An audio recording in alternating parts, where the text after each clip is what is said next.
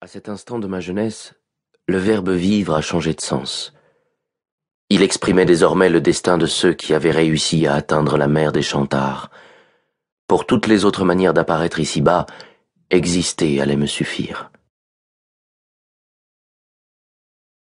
Je m'éloignais du rivage quand un hélicoptère rompit la somnolence brumeuse du matin. Le seul vol de la semaine pour la petite localité de Tougour, ce coin perdu de l'Extrême-Orient. Les passagers descendirent, chargés de valises, de cabas, de rouleaux de tapis. Un bref chaos se forma entre ceux qui venaient de débarquer et ceux qui, groupés sur le lieu d'atterrissage, s'apprêtaient à monter dans l'appareil. Une femme racontait sa sortie au cinéma, un événement. Un homme calait dans son sidecar un lit pliant. Une nouvelle venue, frissonnant sous ses vêtements légers, se renseignait auprès des autochtones. Je décidai d'attendre que tout le monde soit parti avant de me remettre en marche. Et c'est alors que j'aperçus cet arrivant-là. Assis au pied d'un rocher, il vérifiait son pactage dont les sangles fixaient des skis de chasseur, très courts et larges, recouverts de camousse, la peau dure des pattes de renne. Ici, la neige pouvait happer le voyageur, même en été. Voyageur. Je devinais qu'il ne resterait pas au village ni ne poursuivrait le vol. Son but était ailleurs. Cette pensée m'unit à lui, tel un secret partagé. Nous voyions le même dessin cendré des monts, le soleil dans des éclats de coquillages, et sous un amas d'algues, ce bloc de glace qui bravait la tiédeur de juillet. Je me sentis très proche de cet inconnu. Pourtant son mystère résista, une identité plus complexe que celle d'un simple trappeur de la taïga. L'hélicoptère vrombit, souffla une volée d'aiguilles de pin, s'envola, devenant vite une petite encoche au-dessus de la mer.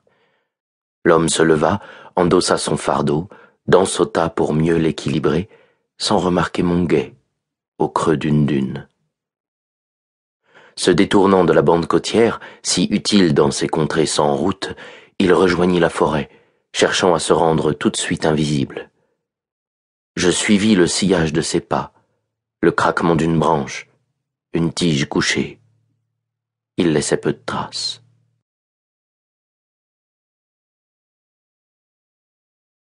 Mon arrivée à Tougour, une semaine auparavant, semblait confirmer le jugement que les soviétologues portaient à l'époque sur la Russie et son communisme vieillissant qui coïncida avec notre jeunesse. À la fin de l'année scolaire, notre classe fut coupée en deux et l'annonce tomba. Le premier groupe recevrait une formation de grutier, le second, celle de géodésiste.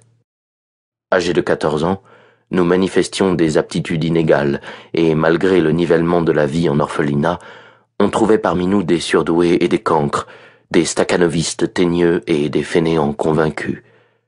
Un oukase du parti aplanit ces différences. De la Sibérie centrale, on nous expédia à 3000 kilomètres à l'est, en Extrême-Orient, où un chantier avait besoin d'apprentis grutiers et de géodésistes débutants. Embrigadement totalitaire, glosaient les soviétologues. La dictature qui nie l'individualité humaine. Oui, sans doute. Sauf que nous le vivions non pas en théorie, mais dans la chair de nos âmes, pleines d'insouciance et de chagrin, de soif amoureuse et d'espoir blessé. Notre départ se confondit avec l'éblouissement du ciel et les senteurs de la taïga renaissante. Rétifs aux doctrines, nous n'avions qu'une envie, nous enivrer de ce nouveau printemps, le meilleur de notre vie, pensions-nous.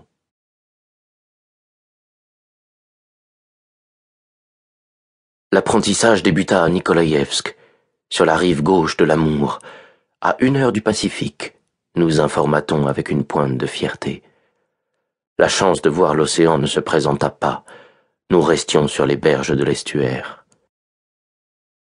De la géodésie, j'avais la vision d'un couple d'hommes, l'un tenant une barre graduée, l'autre collant son œil à un appareil d'optique fixé sur un trépied. Le stage enrichit peu cette idée sommaire.